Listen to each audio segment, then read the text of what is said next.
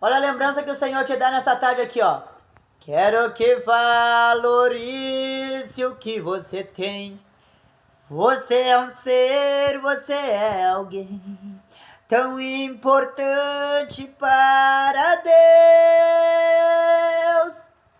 Para de ficar sofrendo angústia e dor neste teu complexo inferior, dizendo às vezes que não é ninguém.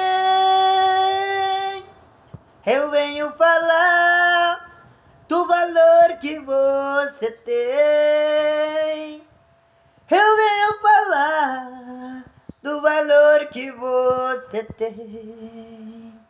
Ele está em você, o Espírito Santo se move em você, até com gemidos inexprimíveis.